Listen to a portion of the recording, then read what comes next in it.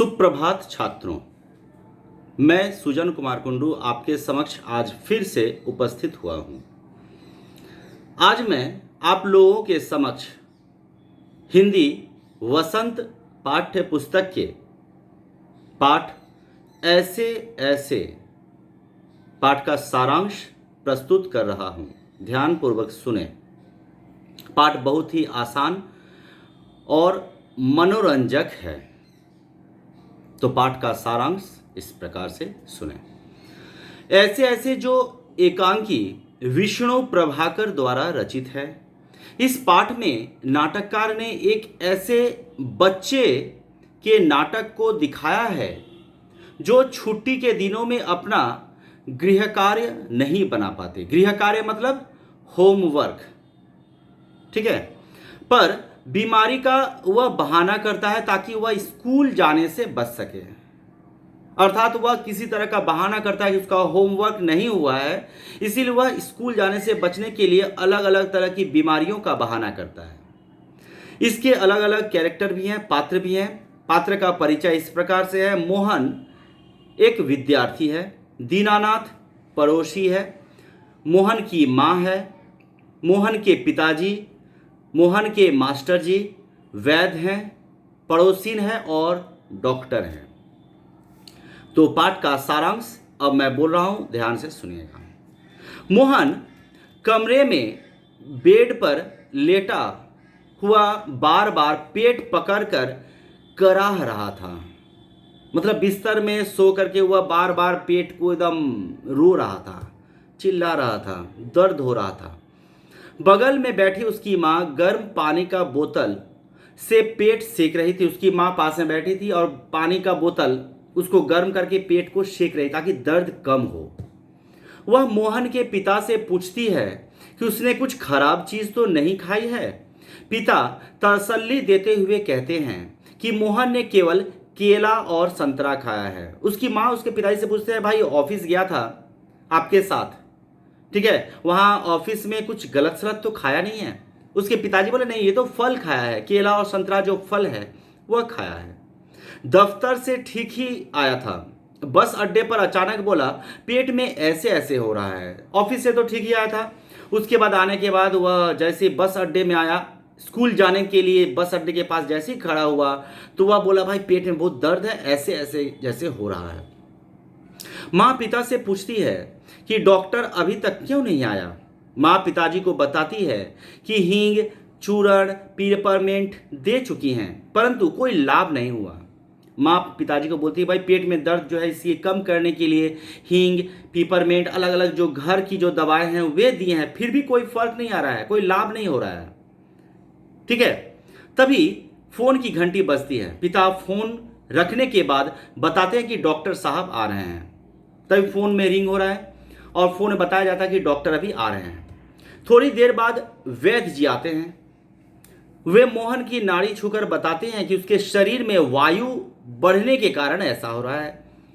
वायु बढ़ने के कारण वैद्य जी आकर बोल रहे हैं, ठीक है, कि पेट में गैस हो गया है, वायु का प्रकोप बढ़ गया है, वात हो गया है, इसलिए ऐसा दर्द हो रहा है।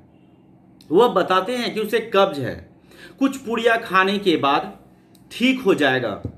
वैद्य जी जाने के बाद डॉक्टर साहब आ जाते हैं। वे मोहन की जीभ देखते हैं और बताते हैं कि उसे बदहजमी है। वह दवाई भेजने की बात करते हुए निकल जाते हैं। वैद्य जी जो थे वह बोला, भाई कुछ पुड़िया है, उसको दे दो, ठीक हो जाएगा। उसके बाद डॉक्टर आता है। डॉक्टर भी बोला कि भाई ये तो गैस हो गया लगता है, ठीक है। उसका जीभ निकाल कर देखते, ये तो बदहजमी है, मतलब हजम नहीं हुआ है, इसीलिए ये जो दवाई मैं दे रहा हूँ इसको अच्छी तरह से इसको दे दीजिए, ये ठीक हो जाएगा, ठीक है। तो उसके बाद उसको दवाई लाने के लिए चले जाते हैं। डॉक्टर के जाने के बाद पड़ोसीन आती है। पड़ोसीन मतलब प्रतिवेशी, पासेरबाड़ी, ठीक है जी। पड़ोसीन आती है। वह मोहन की माँ को नई नई बीमारियों के बारे में बताती है और वो पड़ोसीन आने के बाद नई नई बीमारियां क्या क्या है, अभी वेदर खराब है, ये है, वे है, वह बताती है। उसी वक्त मोहन के मास्टर जी भी आ जाते हैं। मोहन के जो स्कूल टीचर वे भी आ जाते हैं। उसी वक्त मास्टर भी आ जाते हैं। वह मोहन का हाल पूछते हैं। मास्टर जी समझ जाते हैं कि मोहन ने गृह कार्य पूरा नहीं किया है, इसीलिए वह बीमारी से बचना बहाना कर रहा है। और मास्टर जी आने के बाद समझ जाते हैं, मोहन को देखता है अरे ये तो बहाना कर रहा है, इसके पेट में कोई दर्द नहीं है, ये तो बहाना कर रहा है कि होमवर्क ये पूरा नहीं किया, गृह कार्य ये लिखा नहीं है, इसीलिए ये बहाना करता है। ठीक है, बहाना कर रहा है। मास्टर जी सभी को बताते हैं कि मोहन ने महीने भर मस्ती की, जिसके कारण उसका स्कूल का कार्य पूरा नहीं हुआ।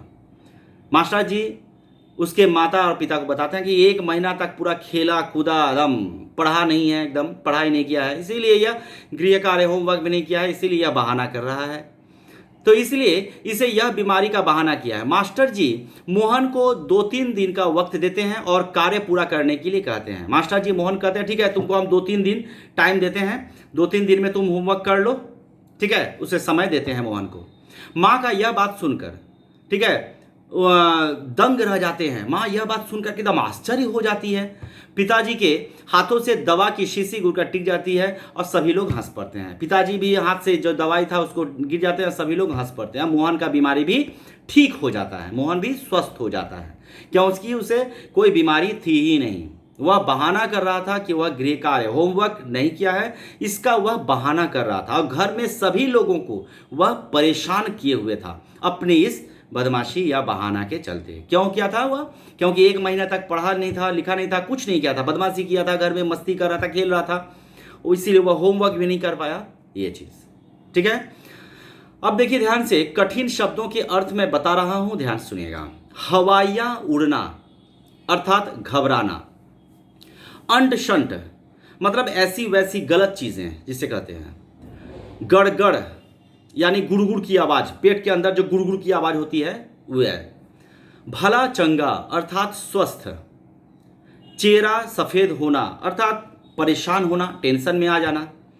बला यानी मुसीबत। वात यानी शरीर में रहने वाली वायु के बढ़ने का रोग। वात मतलब पेट में जब गैस बढ़ जाता है उसे कहते हैं वात। गुलजार अर्थात चहल पहल वाला। बदहजमी मतलब अपच। ठीक है, छका देना अर्थात परेशान करना। जान निकालना मतलब बहुत डर जाना या परेशान होना। पेट में दाढ़ी होना मतलब बहुत होशियार होना, बहुत चालाक होना, उसे कहते हैं पेट में दाढ़ी। ये सब कहावतें हैं। अट्टहास मतलब जोर की हंसी, हा हा करके जो हंसते हैं उसे कहते हैं अट्टहास। कहानी बहुत ही मज़ेदार, आसान है, आप लोगों को निश्चय ही अच्छी लगी होगी और मैं अच्छे तरह से आप लोगों को समझा पाया हूँ, यह मुझे विश्वास है। तो अच्छे तरह से आप लोग बार बार ये वीडियो देखिएगा और समझने का प्रयास करिएगा। धन्यवाद इति।